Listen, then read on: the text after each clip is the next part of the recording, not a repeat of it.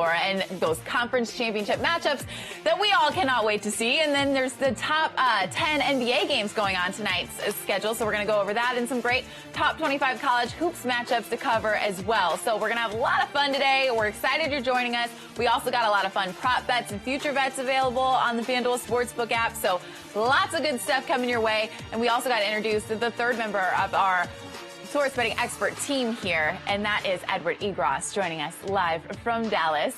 Hello, Ed. Good morning. Check out his podcast called Hazard Play. New episodes released every Thursday on iTunes and the Vocal app. So those are my three guys that are going to give you all the information you need. Just make sure you download the free FanDuel Sportsbook app right now. You'll be able to see the lines that we're going to be talking about on the show. You can place your bets in real time on the app. So sign up for your account using the promo code MOREWAYS25.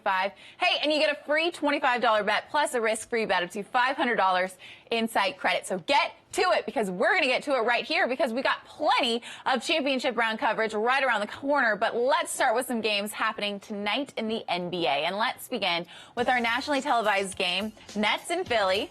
Nets are welcome back Kyrie Irving, who on Sunday previously missed 26 games with a shoulder injury, but Brooklyn was able to stay afloat without Irving, going 13-13, currently sitting in 8th spot in the East. Mark, I'm going to start with you here. Brooklyn faces a very tough team to beat at home in the Sixers. The line is actually set at Philly -8. Who do you like? The line is too big here, actually, to be honest. There's no question when I look at this game. I like Brooklyn getting these points. You mentioned Kyrie Irving coming back into the fold. He's not the only guy who can score that's come back for the Nets. Dave, also, Karis LeVert is back, and he's able to come off the bench and put the ball through the cylinder. The big thing is, though, life without Joel Embiid, right? The Sixers have not had him for the last couple of games, resulting in back-to-back losses coming into tonight. That's a huge amount of scoring and a big presence to protect the rim. They are not the same team without him, besides the fact Brooklyn already beat him by 20 a month ago without Kyrie, and Embiid was in the game. So I'm going to go with the points here. I like Brooklyn here. Dave? That game was in Brooklyn when they won. They're a much different team on the road. They really haven't played anybody that great this year. This will be their toughest road challenge. They're 0-5 against the spread their last 5 on the road, and they're 0-6 against teams with a winning home record. So I'm going to take the opposite side here. I'm going to put Brooklyn on blowout alert. I think the Sixers are going to get the job done quite easily. Ed, what do you think? Well, the Nets are playing the second of a back-to-back, and Kyrie Irving looked great Sunday. Kyrie Irving looked great again last night. But here's the thing with the Nets. Kyrie Irving can perform very, very well offensively, but then the team still struggles to win basketball games. And I think that's going to be the constant theme for the rest of the season as long as Kyrie Irving is out there. Sixers are way better in terms of effective field goal percentage. And when we talk about Ben Simmons, who is highly criticized, and I understand why, because he really doesn't have a jump shot, he plays really well defensively and really well around the rim. So leave him alone. I've got the Sixers covering here. I don't know, guys. You leave Ben Simmons alone? I'm just saying, when you look at this game, Danny and Ed, they don't have to win the game. They just have to cover the 8. That's why I'm taking Brooklyn plus the point. I'm with you, Ed. Really? I feel like he might deserve a little bit of that criticism. Okay, let's go. No, now. not on the Simmons thing, just on the Sixers. Oh, you agree general. on the game, not necessarily Ben Simmons. Okay, well, let's head to Minnesota now, where the Timberwolves will host the Pacers. Because a team with very high hopes to start this year, it has been anything but for the Timberwolves. And it gets worse in front of their home crowd. They've won just 6 of their 18 home games thus far, allowing 112.6 points per game on their home court, which is the 6th worst in the NBA. And for Indiana, they've gone 4-1 against the spread in their last 5 at Minnesota. So, Dave, I'm going to start with you here. The Pacers are 2.5-point road favorite tonight. Who is winning this one? First of all, who had high hopes for the Timberwolves? I think a lot of people with Karl Anthony Towns and Andrew Wiggins. I think a lot of people thought it was going to go they well. can finally. But we say that every year, the last 3 or 4 years about this team. I had high hopes for them on Monday when they were in a really similar spot. They were a 2.5-point home dog against Oklahoma City, and they got out to a pretty quick start. They were winning, and then they completely collapsed in the second half. They only scored 44 points. Why do I know? Because I bet them, and I had them tied into a parlay with Clemson. So, as it turns out, it didn't matter because the second part didn't get it done. But I was paying pretty close attention to that game, and I see the same thing happening here. Probably going to keep it close to halftime, but Indiana is going to pull away in the fourth quarter. I like the Pacers. Mark, give me your pick. I agree with you here. We didn't agree on the first one, which, by the way, Dave, you should have texted me. I would have told you OKC in that game on Monday all the way. And you would have told me LSU, too. Yeah. So I did. Yeah. We could go back and review the tape. Let's not digress. Let's stay right here on this one. I love Indiana in this situation. In fact, I covered one of their games Monday night, and the fact is they got Malcolm Brogdon, their leading scorer, back in the fold. Sabonis is back. He didn't play great. In fact, it took the Pacers, it took them about a half to kind of get back into their rhythm of playing. But this is going to be a team, bigger picture, this is going to be a team to watch out for in the second half of this NBA season, especially when they get Victor Oladipo back at the end of this month. I love Indiana here in this situation, and the reason is you put the numbers out there, Danny.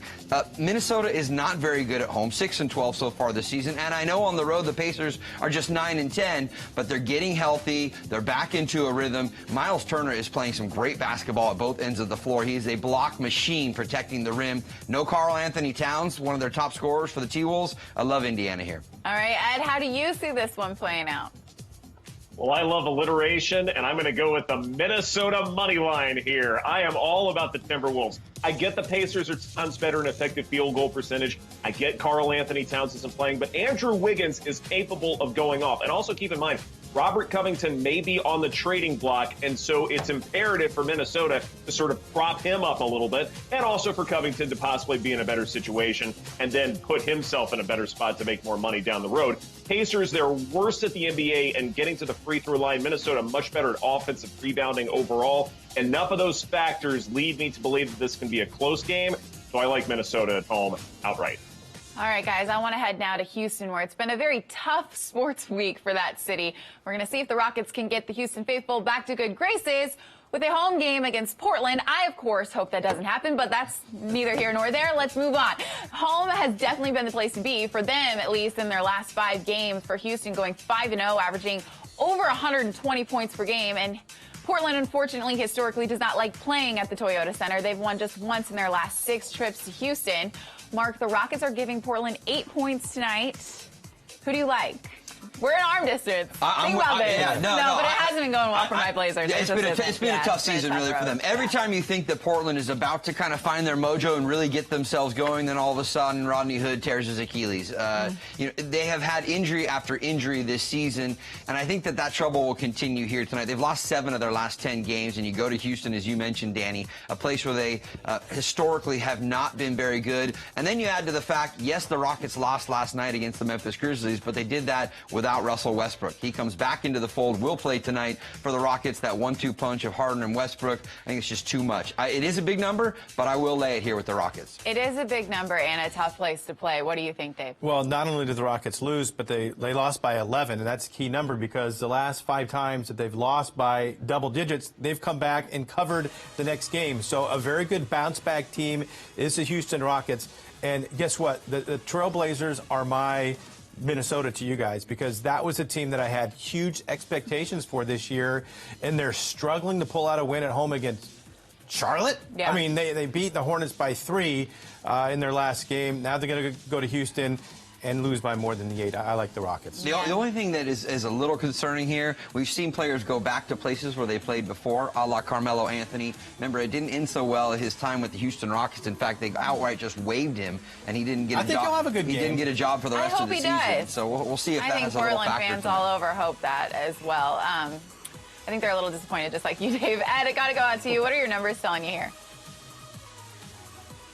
Well, first, I'm currently 3rd in real plus-minus, which is outstanding. Second, if you only look at it offensively, nobody has a higher usage percentage in basketball right now. That's been the case with him over the last few years, and it's interesting because I thought Russell Westbrook might actually alleviate that a little bit. This is somebody who probably shouldn't have as high a usage rate as he does, just so he can be sort of better equipped to handle the playoffs, which he has not performed well in over the last few years. And so I'm kind of surprised by the whole dynamic within Houston. And like you mentioned before, the city is struggling for some good sports news, and I'm not exactly sure it's going to happen this go-round. Second of a back-to-back. I know Westbrook didn't play yesterday. He will this go-round, but I think the Trailblazers can keep it close. Don't see him winning it outright, but maybe Houston wins by about 7 or 6.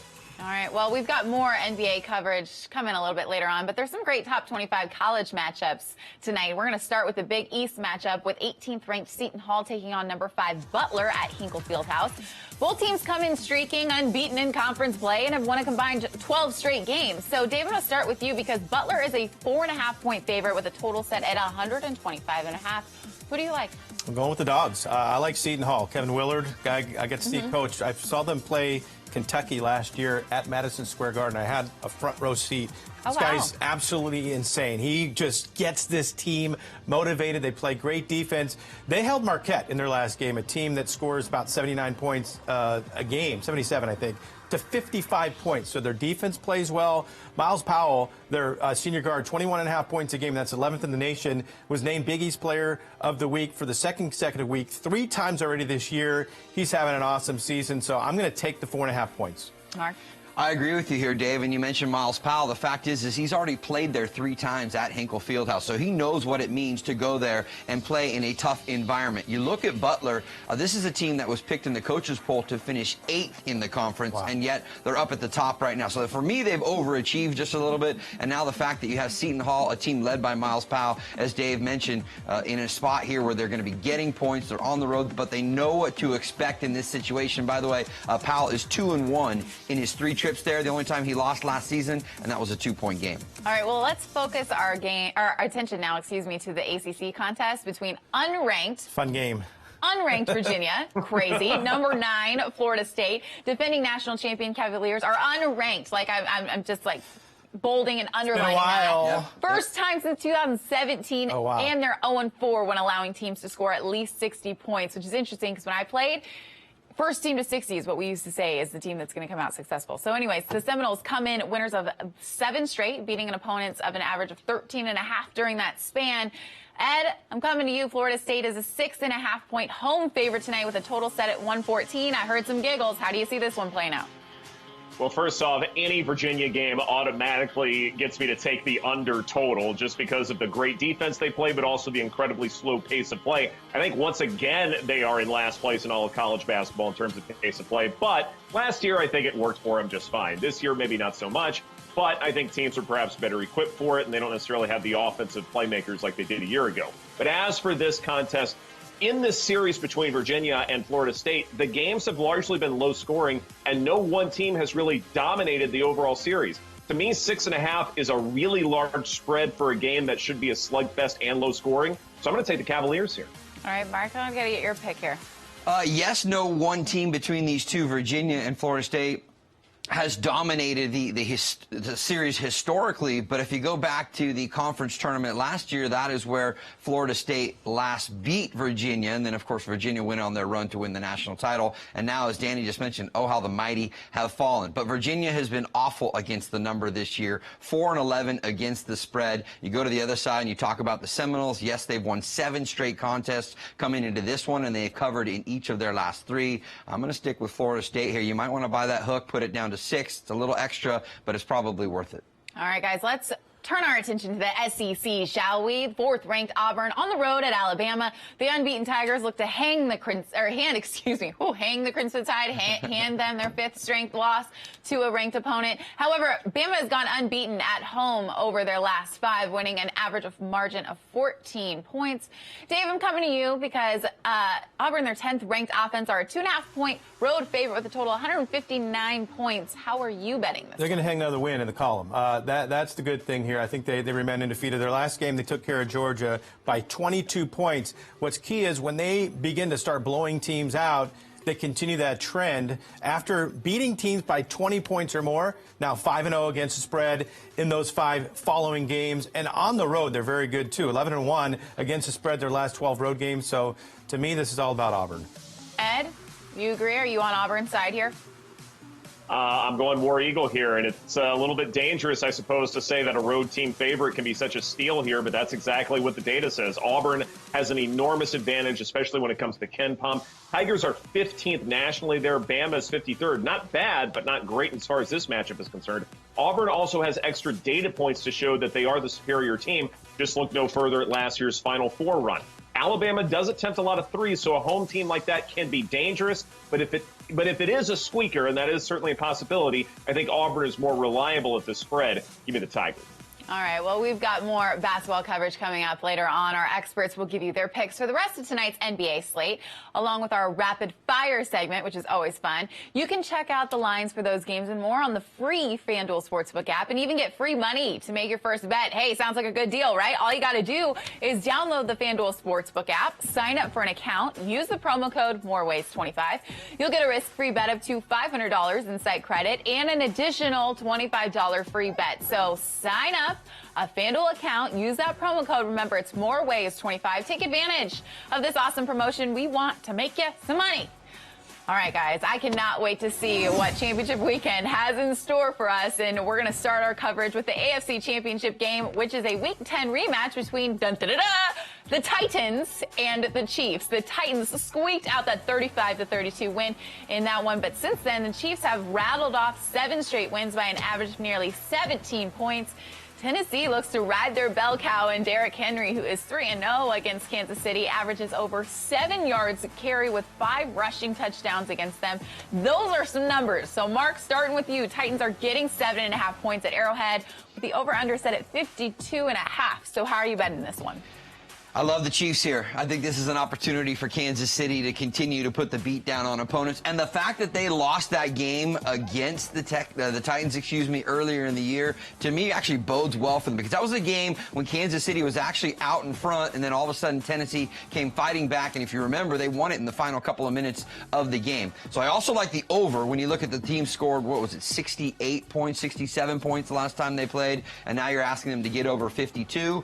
That's also a pretty good play here. But if I'm on the side, I'm on Kansas City here. Again, I always say it, I probably would buy the half point because I just don't like that 7.5. But I could see them winning by 10 if they cannot turn the football over and they're able to protect Patrick Mahomes. All right, Dave, do you agree? I have them winning by 14. One other thing about that Week 10 game against the Titans is that was, remember, the first week back that Mahomes was back from that nasty knee injury that he suffered at Denver back in Week 7. Yeah, he had a great game, right? He threw for 446 yards. But the one thing to consider, that was the only game all year long where he did not run the ball once. He was just not himself. Now we got a healthy Patrick Mahomes. By the way, that defense completely retooled since that game, too. That's dialed in. I don't think you can say that this result is going to be what we saw back there in Week 10. Completely different situation now. I like the Chiefs as well. Ed, what stands out to you here? What if the Chiefs get out to a slow start like they did the other day? Well, then they'll pick it right back up and be just fine. No big deal there as far as that's concerned. So we're in unison here. Yeah, we have a clean sweep. All right. Here's the thing, and I want to be very careful how I say this because I don't want my words taken out of context, Danny. It's not that the Titans are lucky to be here. It's that the things they do well are not stable from game to game. They allowed 530 yards of total offense against the Ravens, but then Baltimore only scored 12 points because of takeaways and stops on 4th and short. Those are not things that you can say, well, the Titans are really good at that. They'll do that once again next week. They're just simply not stable. Derrick Henry, yeah, he's on a tear right now, but rushing performances are not stable because if the Chiefs get out to an early lead, then Derrick Henry will not be utilized as much because they need to throw the ball a little bit more. And this Kansas City pass defense remains underrated. And also keep in mind, as great as Kansas City played last week, Sammy Watkins, Tyreek Hill really weren't part of the offense. And so now you have additional weapons that you can utilize. I think Kansas City wins big here. Strong assumption that the Chiefs will be out to an early lead, though, I feel like, after watching what happened in the last game. But, hey, they came back, and they came back strong. And there's a ton of fun prop bets for this game on the FanDuel Sportsbook app. Let's talk more about some of the popular ones that are listed right now. Mark, you are getting the first one here. Kansas City's first half total touchdowns is over under 2. Over 2 gets you plus 120, while the under is minus 152. So do you see the Chiefs offense continuing to click early? 100%, Danny. I think it would be crazy to take the under here in this situation.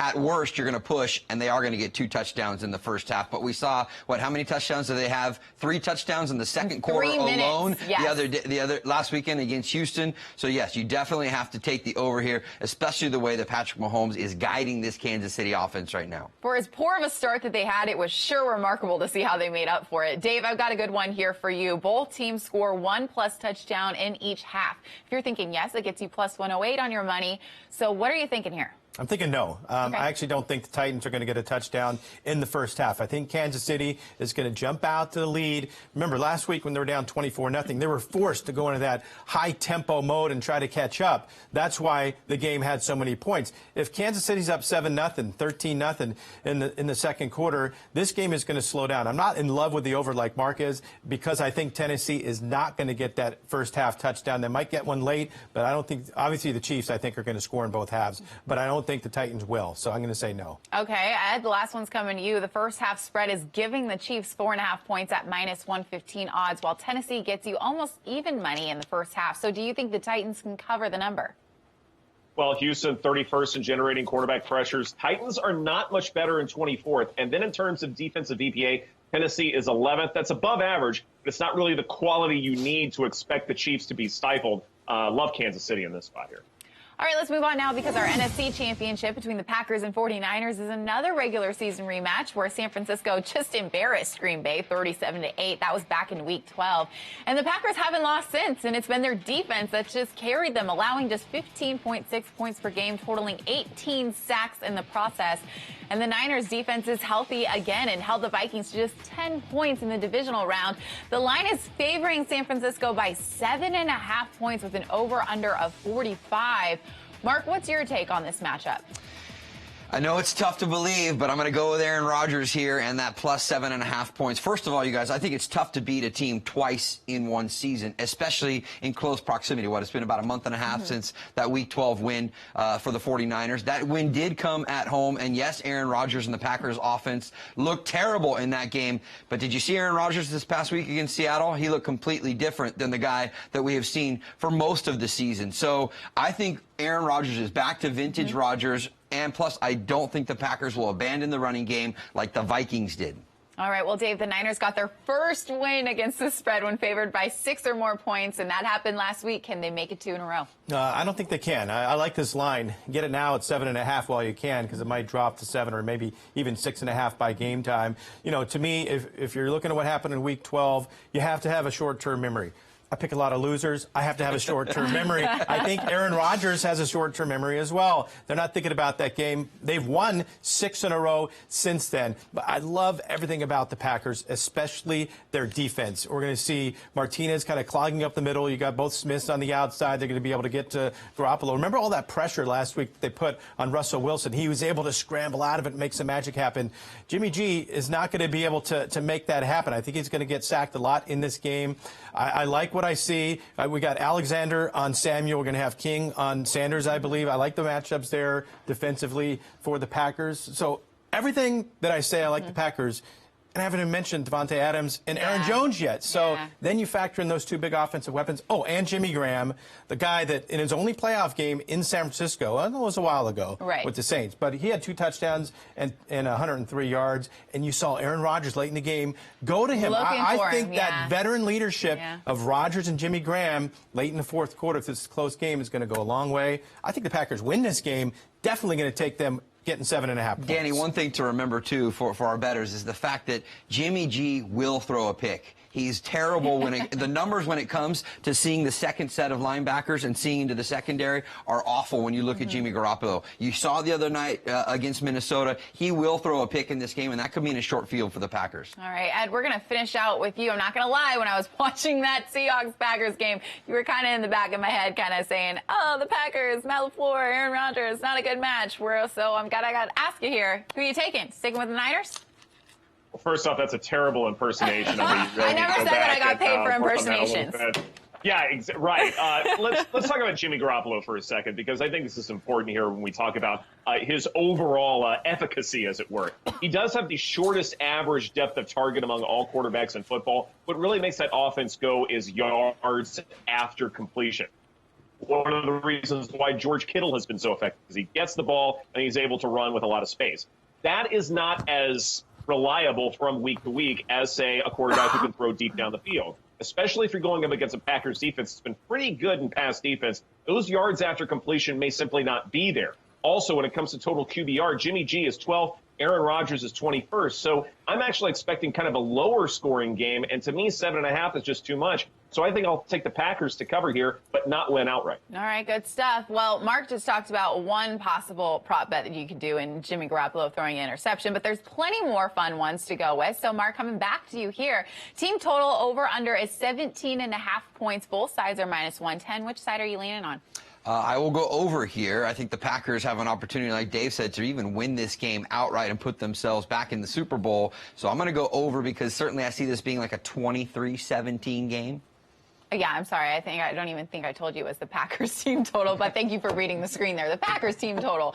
But great answer there, Dave. I'm going to move on now. Yeah, you're just like mind reading. It's Give me the whole question.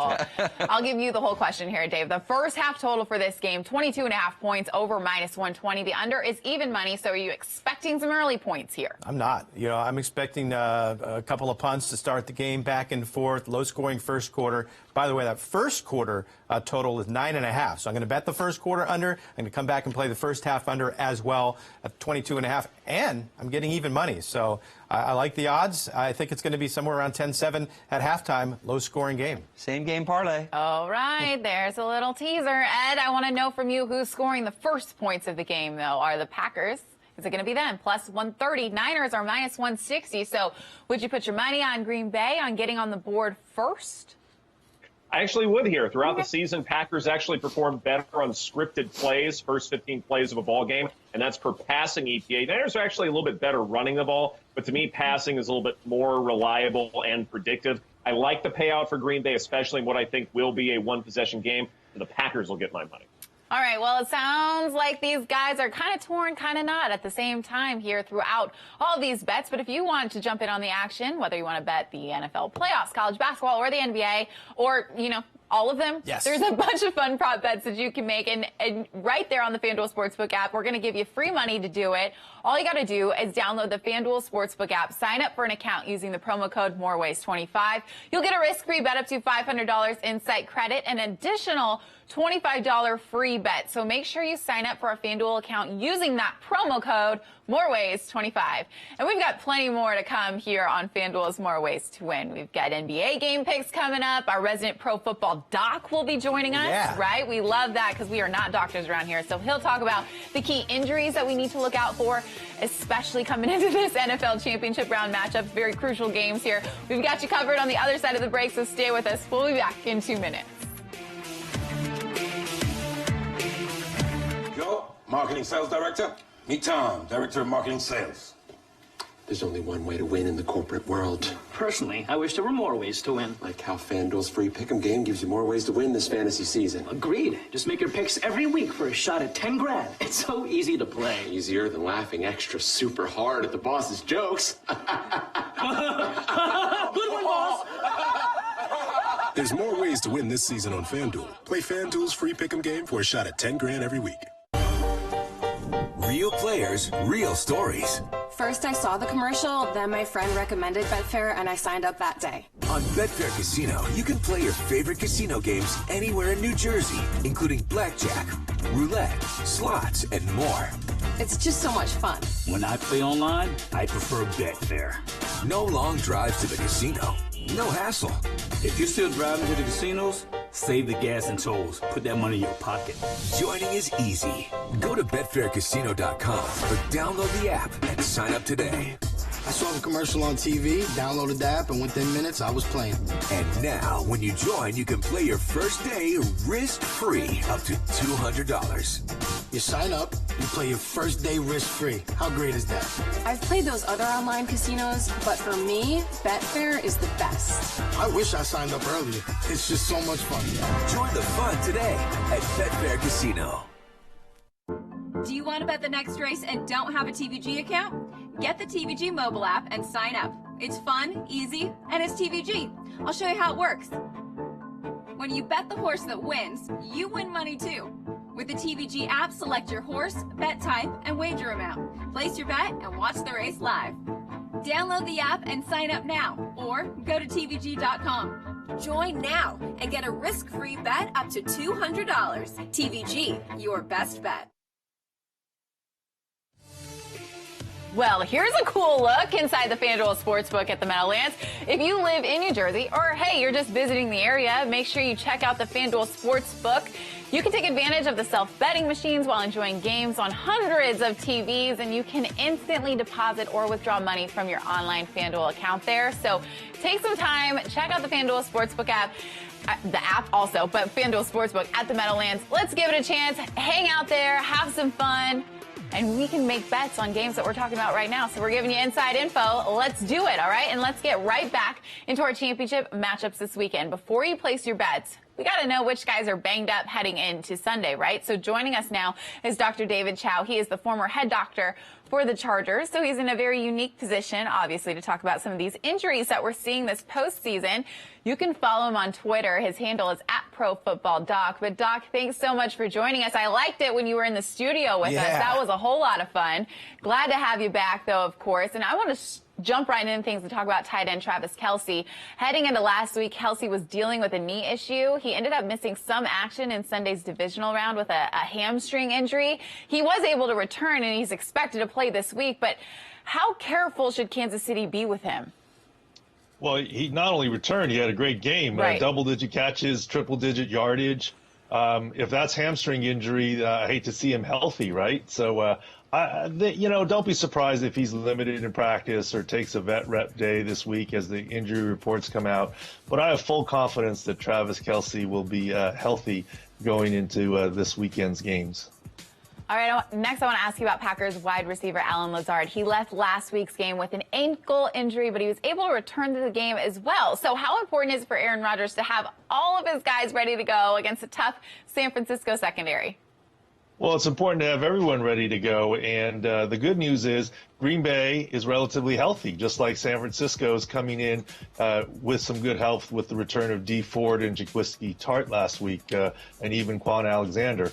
Allen Lazard should be able to play. By video, even in-game, his ankle injury looked mild. I think he just went to the locker room for precautionary reasons, taped up, and he should be good to go.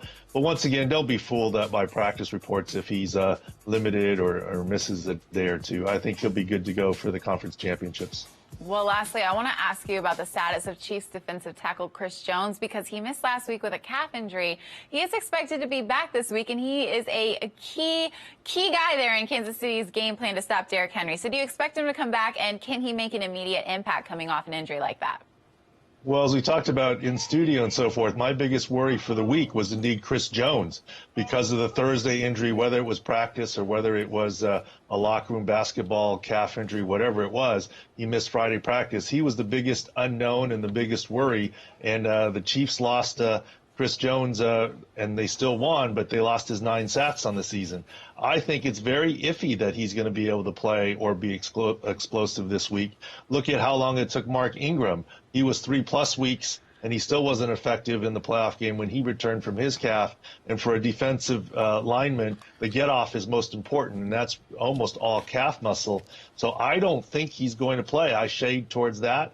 If the Chiefs can make it on to Miami, I think he then has a good chance to return. All right, Doc, I appreciate it. You got so much good information, and all these people need to check you out. It is ProFootballDoc.com. That's where they can find you. And then, of course, Twitter for more injury information. His handle is @ProFootballDoc. Thanks so much, Doc. Hope to see you soon. Thank you. All right, guys, you heard Dr. Chow's analysis of the injuries around the league. So, Dave, I'm going to start with you. Does any of that info impact the way that you're betting this weekend? Well, all pretty favorable for me. Obviously, Kelce's going to play. And look, Lazard, even if they didn't have him, the Packers still have so many weapons. We need that guy, though, because he's going to spark a couple of big plays. They like to do an end around here and there with him. So good news that he expects to go as well. So none of this information hurts my 2 plays here, the Chiefs and the Packers. It's favorable news for me. Mark? Talking about the Chiefs and their defensive line, when you look at Jones and the calf injury, I would be more concerned if you're looking at, say, a defensive back or a safety and that explosive nature. I know the defensive line has to get some push too, but for me, it's going to be more about Kansas City just trying to clog things up and slow Derrick Henry down. So I'm not too concerned. I like the information, but I'm going to stick with what I gave you earlier as my bets. Ed, thoughts on Dr. Chow's info? Well, I think all of that makes sense. And I think also what we're seeing is the importance of that bye week for playoff teams to have that extra week to get a little bit healthier. Even someone like Travis Kelce, for instance, yeah, he missed some time in that game on Sunday, but A, he was still effective, and B, the Chiefs have so many other weapons that Kelce really doesn't have to give it all and play every single snap or play 100%.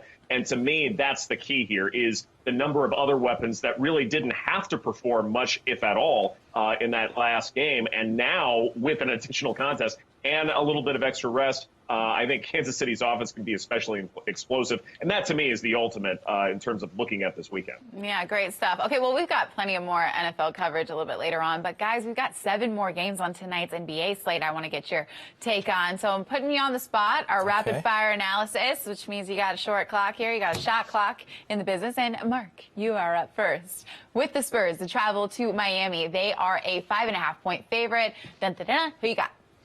I am definitely going with Miami here in this situation. I know they've lost 2 coming into this one, but it's the final game of the road trip for San Antonio before they head back to Texas. That's one thing that's playing into it. The other is Miami is incredible at home this season. 17-1, if I'm not mistaken. They get back to their winning ways and an opportunity for Jimmy Butler. I'll talk more about this in a bit to go off tonight. All right, and you made it with 3 seconds to spare. Impressive. Dave, it is your turn now. The Thunder host Toronto. OKC is laying 1.5 points at home. So who are you taking?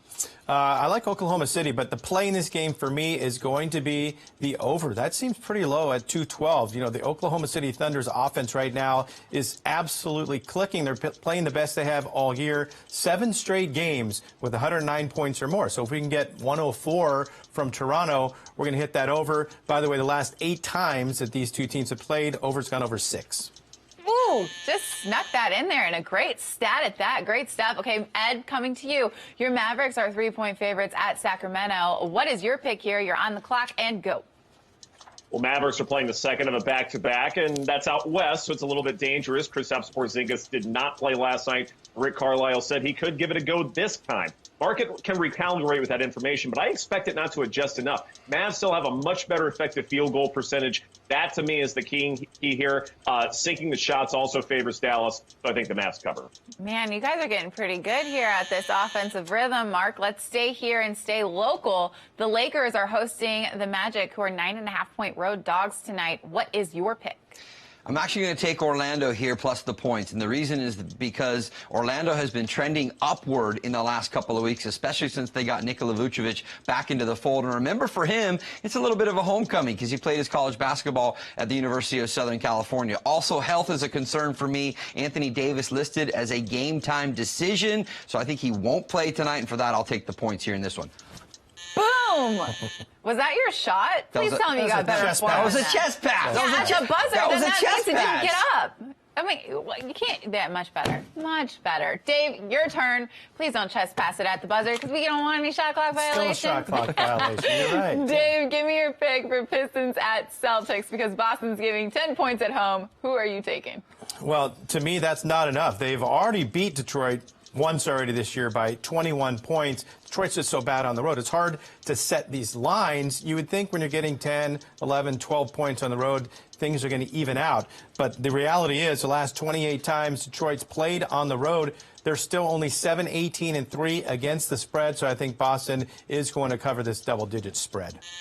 Ooh, at the buzzer, and you got it off. Too late. I don't know if you got it off at the buzzer, actually. And it's been 2 very close shot clock violations here. So let's see here. We've got Denver, an 11-point home favorite against Charlotte tonight. What is your pick? Yeah, huge spread there, but the Nuggets do have that extra day of rest. They aren't necessarily the great offensive team in the NBA, but they are #1 in offensive rebounding, which obviously means extra possessions. Nikola Jokic, 6th in real plus-minus in large part because of his defense. Paul Millsap, another guy to watch out for, 11th in this same metric, again because of his defense. Charlotte will struggle scoring. I think the Nuggets cover here. Got it off. Got it off. I think you got it off. I think we were all kind of waiting for you. That looked like a brick, though. Guess what, Mark? It was a brick, no doubt. Mark gets a chance to redeem himself. Hey, just got to touch rim, guys. The Wizards are in Chicago to face the Bulls, who are giving 4.5 points to Washington. You are the last and final one here, Mark. Give me your pick. Well, the Wizards, after a disastrous start to the season, have finally started to play some much better basketball, led by their leading scorer in Bradley Beal. Davis Bertans, young player, big, can stretch the floor. He is their second leading scorer, and he has found his shooting touch in the last 3 weeks. It was a 1-point game the last time these two teams played, and now you're getting 4.5 points, maybe 5. Guess what I'm doing? I'm going with the Wizards. Bam! Bam! Slam it home. Monster jam. Gosh, guys, loved in on a slam dunk. That Almost split his forehead on this side of the desk. That was impressive. Careful. We're okay. But we may need to call Dr. Chow back into the studio. Guys, great stuff. We've got our experts' picks for the night's NBA slate, which, of course, you got to do and take advantage of. FanDuel Sportsbook app has a couple of prop bets that I do want to bring them in on as well. And, Dave, I'm going to start with you. Carmelo Anthony over or under 17.5 points tonight in Houston. The over is -102, while the under is -118. Does he go off tonight? We talked about it earlier. Yeah, and I don't like Portland to cover this game, but I think Carmelo wants to have a big game at Houston. Remember what happened when he went back to Madison Square Garden and played his former New York Knicks. I believe the total for him that night was around 14.5. He scored 26 points. He wants to show Houston that they should have been starting him. Would he start 2 games for them, I think, throughout the entire season? He's having a pretty good year. Portland made a good pickup with Carmelo Anthony. I think he gets into the 20s. I'm going over. All right, Mark, your turn. Jimmy Butler's point total for tonight is set at 20.5 at home against San Antonio. So the over gets you -116 odds. The under is a -106. So what do you think here? Got to go over here. Jimmy Butler averages 20.3 points per game and an opportunity to put Miami back in the win column after a couple of losses. Again, as I mentioned earlier, they're playing at home where they've been almost perfect this NBA season. Go over here. Jimmy Butler will lead Miami to a win, and they will also get over 20.5 points. Ed, Luka Doncic, you just talked about him, and his projected point total is 28.5 tonight in Sacramento. So do you think he can cover that? I think he can. I'm going way over here in large part because yesterday in that first of a back-to-back, he really didn't score very much. And with someone who is MVP caliber like Luka Doncic, he's not going to be stifled for 2 consecutive games, especially against 2 defenses that really don't perform very well. So to me, Sacramento's not going to be able to do enough, especially if Kristaps Porzingis doesn't play. Then Luka will have to perform even more. So I think he can. Guys, I truly cannot believe this, but we have already reached the midway point of this NBA season. It is shocking, and I want to know who you think is going to win it all this year, because now that's some pertinent information. Both LA teams and Milwaukee pace the field as favorites at +320. So, Dave, coming to you first, who you put your money on? How could the Clippers be a favorite? That's like the Cleveland Browns being picked to win the Super Bowl. Yeah, you picked the Cleveland Browns. Yeah, so let me just guess you were the Cleveland Browns. So it's not the Clippers. Let's not get carried away. The Lakers, I think, are going to have to go through a pretty tough road. Look, the West is tougher. I'm going with the Bucks. They're going to have a pretty easy run through the first couple rounds of the playoffs, and I think by the time we get to the NBA Finals, they're going to be a fresher team than what the Lakers are going to bring to the court. I think it's going to be Lakers-Bucks. I'm going to go pretty chalky here, but I think Milwaukee eventually wins it all. They kind of had that growing pains last year, kind of learning what it's all about, going through the playoffs. They're going to learn from that experience. Give me Milwaukee. Mark, who do you got? Well, I agree with Dave that Milwaukee will be the team that comes out of the East. I don't agree with his assessment for the LA Lakers. I think this is going to be a magical year for LeBron James. He's got Anthony Davis, so it's Batman and Robin out there. I think an opportunity here for LeBron to prove that last season was somewhat a fluke with the injury and the fact the Lakers didn't make the postseason. I think he's on a mission here. I think all 3 of those teams, the Clippers, Lakers, and Bucks, are probably the chalk here for a reason, but I'll take the Lakers. Ed, how about you? Well, you know what LeBron does in the finals, right? All those magical seasons he's had in Cleveland, comes a little short there. And I suspect that's going to happen again. I do have Lakers-Milwaukee in this one. And if you believe Milwaukee learned something from that Eastern Conference Finals loss a year ago, they are better equipped to score in a variety of ways. And I think they have fewer contenders on their way to the finals where fewer fluky things can happen to them. So give me Milwaukee. What was that, maybe come with... You were fluky. Oh, I thought he'd come with 33-1 on Dallas. That's decent odds. Wow. Yeah, I like it, but they're still young. I think Luka needs one more year to sort of fine tune his game a little bit. But Love the Mavericks there. I love it, guys. Good stuff. And whether you like betting futures, props, or parlays, or just straight up game picks, it is all available on the free FanDuel Sportsbook app. We'll give you free $25 to place your first bet. Here's how you get the cash. Download the FanDuel Sportsbook app. Sign up for an account using the promo code MOREWAYS25. You'll get a risk-free bet up to $500 in site credit and an additional $25 free bet. So just sign up for a FanDuel account, use that promo code MOREWAYS25, take all of FanDuel's money, make tons of money, because we've got even more coming up on FanDuel's More Ways to Win. We are recapping Sunday's championship matchups. We're going to bring in Jim Saunez to talk about his analysis on who to play in your daily lineups this weekend. And our experts are giving their best bets, which is something you absolutely don't want to miss. We'll be back in 2 minutes.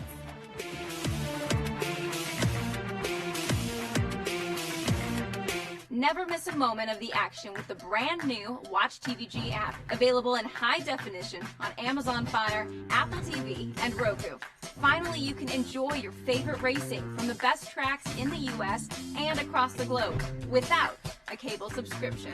And better yet, we'll bring you exclusive content, expert handicapping, and the latest news from the racing world 24 hours a day. Download the Watch TVG app now. TVG, your best bet. Real players, real stories.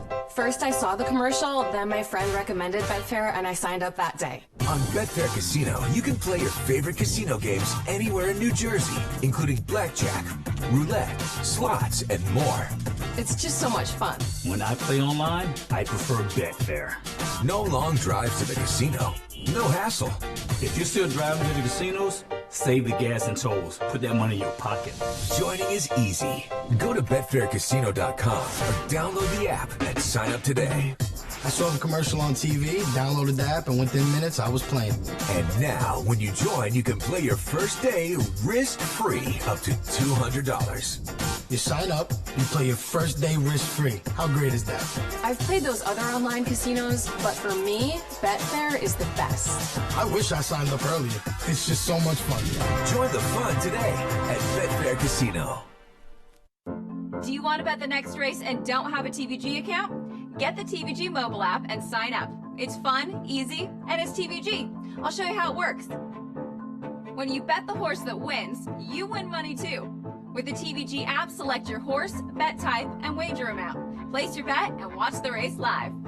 Download the app and sign up now, or go to TVG.com. Join now and get a risk-free bet up to $200. TVG, your best bet. All right, guys, let's recap the Sunday's championship slate, shall we? Let's start with our first game, which is a Week 10 rematch between the Titans and the Chiefs. And the Titans squeaked out that 35-32 win back in that one, but the Chiefs have not lost since, winning by an average of 17 points. And Tennessee's Derrick Henry looks to continue his dominance against Kansas City. In 3 games against them, he's averaging over 7 yards per rush and scored 5 touchdowns. So, Mark, beginning with you, the Titans are getting 7.5 points at Arrowhead. Over under is set at 52.5. So how are you betting this one? You mentioned Derrick Henry's success against the Kansas City Chiefs, and I actually think, Dave, that's part of the formula for Kansas City in this game. Go ahead, let Derrick Henry rush for 150 yards, but guess what? That means probably that the Titans are only scoring around 21, 24 points in the game, if you ask me. And we know, we saw it last week, this Kansas City team, they're going to go north of 35 points in this game. So I like Kansas City in this situation. I think they continue with the outstanding offense, and the fact is now, Dave, they have a really good defense behind them. Dave, let's get your pick. I think when you're down by 24 points, then you know you're going to need 35 points to win. But if that doesn't happen and Kansas City jumps out to a quick start, 14-0 midway through the second quarter, they don't have to score 35 to win this game. I think this game is going to be the opposite of what we saw against Houston, and it's going to be more of a low-scoring affair. I think this total being 52.5 is an overreaction of those 82 points scored in the last week, but that was circumstantial. You know, that was because they fell down 24-0. If they fall behind to Tennessee, then it's a different story. But I don't see that happening. I like the Chiefs to cover, and I don't think Tennessee is going to score that many points. I don't think they're going to get into the 20s. I think Tennessee is going to get stuck on maybe 17. So I think 31-17 will be that'll be my prediction. You do love a good score. And it'll be interesting what Ed says about the numbers, obviously, you guys. But I think the thing is Ryan Tannehill, he's not going to be able to throw the ball just 11, 12 times if the Titans want to win this game. Yeah. They've won the last two with him throwing the ball a combined 31 times, so it's worked. I just don't think it's going to happen again. Not in this game. Yeah. Ed, what stands out to you here?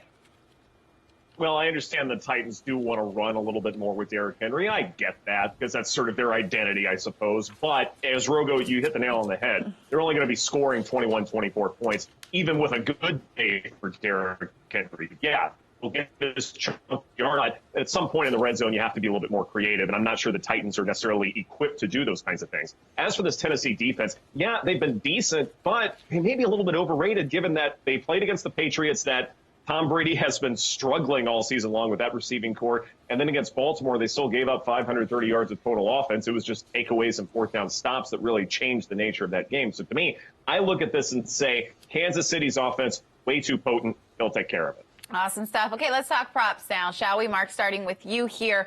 Kansas City, first half total touchdowns, over under 2. Over 2 gets you plus 120, while the under is minus 152. Well, while I disagree with Dave on the total here, I see Kansas City and the Titans both scoring a lot of points, and that starts with the first half for this Kansas City Chiefs offense. You got to take over here. They're at least going to get 2 touchdowns, as we saw what they did against Houston in the first half, putting up 28 points. They're at least going to have 2 touchdowns in this one. And by the way, Danny, can you get him to mark that tape where Ed said, Rogo, you hit the nail on the head? It did. I kind of wanted to do a hammer motion just for you, like, boom, he hit the nail on the head. All right, Dave, I got a good one here for you. Both teams to score 1+ touchdown in each half. If you're thinking yes, gets you plus 108 on your money. So what are you thinking here? I'm thinking no. I think Tennessee gets skunked in the first half. We could also see Kansas City having such a big lead in the second half. It could be like LSU, Clemson-esque, where Kansas City's just running out the clock in the second half and don't even need a touchdown. So 2 ways, either way, shapes up for this being. Answer is no. Both teams will not score a touchdown in each half. All right, Ed, the first half spread is giving the Chiefs 4.5 points at minus 115 odds, while Tennessee gets you almost even money in the first half. So do you think the Titans can cover this number? When you look at last week's game against Houston, Kansas City pretty much had everything that could have possibly gone wrong for them actually did go wrong for them. And then they still scored 51. And they still did it without showing their entire playbook. They can do a heck of a lot more offensively, and that's saying something. I think the Chiefs cover here.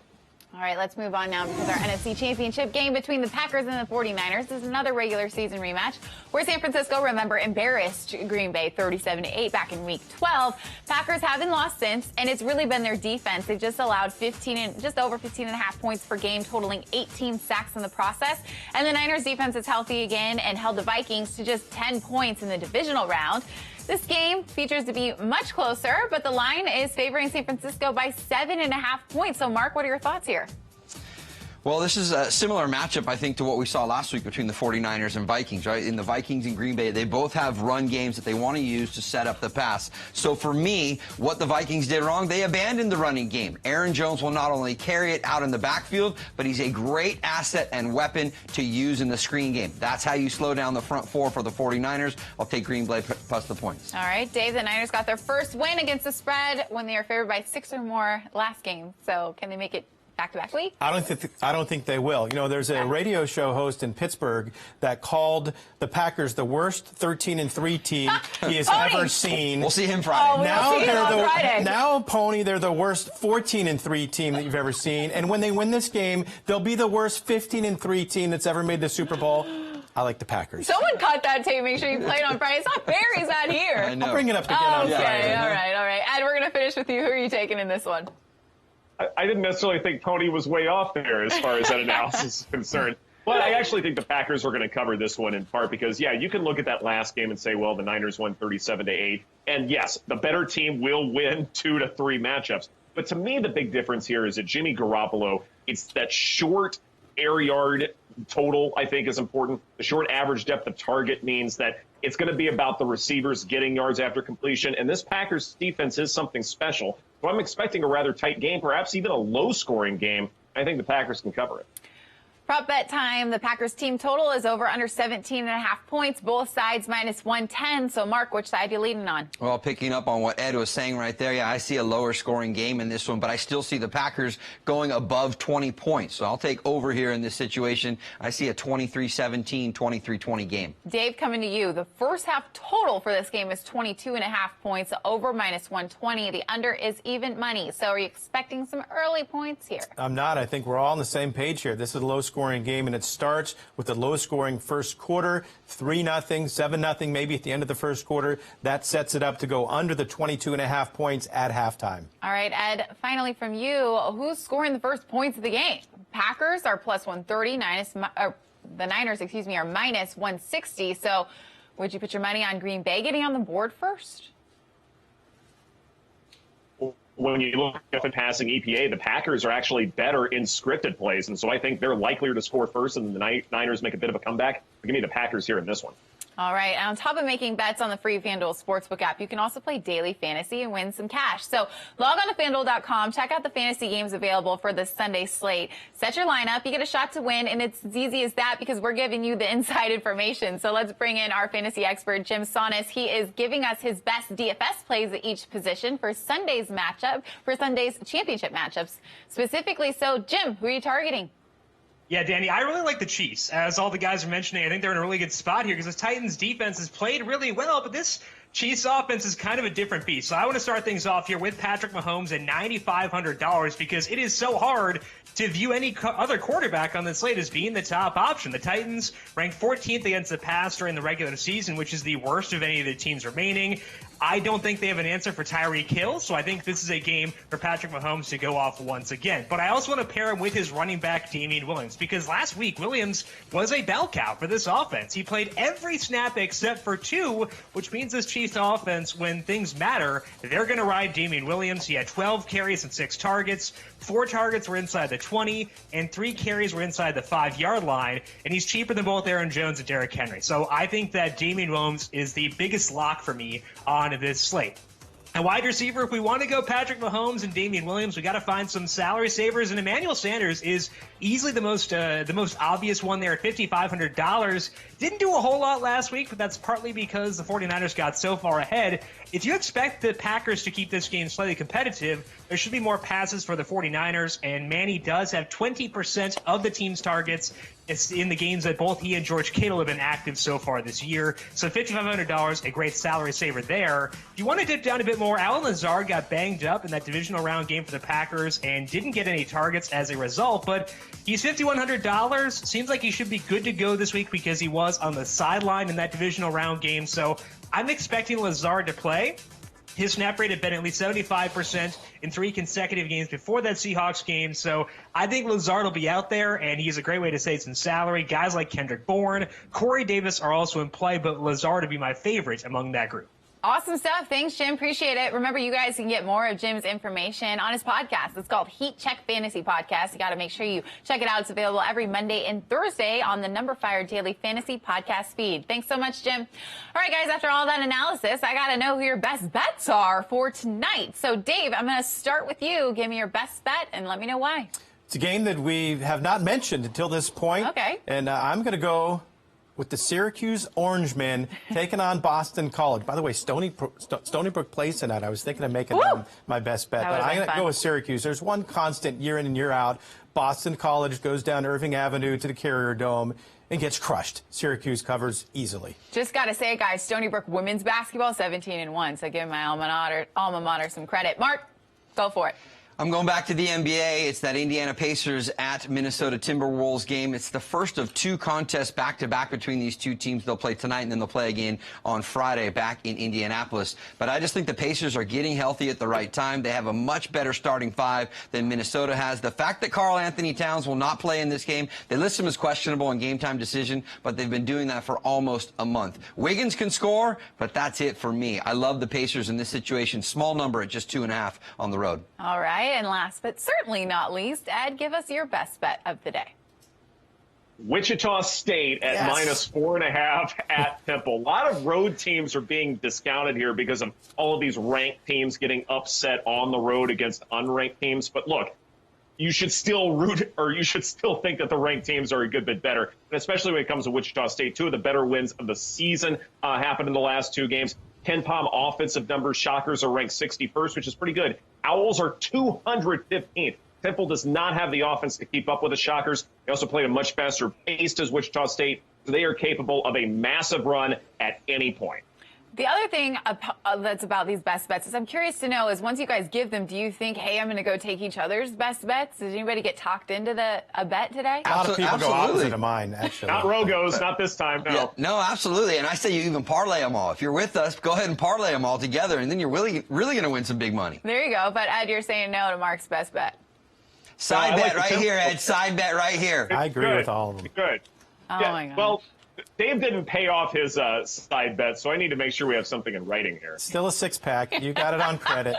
Oh, my goodness, you guys. That is a wrap. Thanks so much for your insight and analysis. That was the wrap for this edition of FanDuel's More Ways to Win. Thanks to Dave, Mark, Ed for joining us, and thank you all for tuning in. We love when you join us. Make sure you check out our championship football showdown. It starts on Friday. It's at 10 a.m. Eastern time. Make sure you tune in. Thanks, everybody, for watching. Good luck with all your bets. We'll see you. Thanks, Danny. Thanks, Yeah, Danny. star of the show.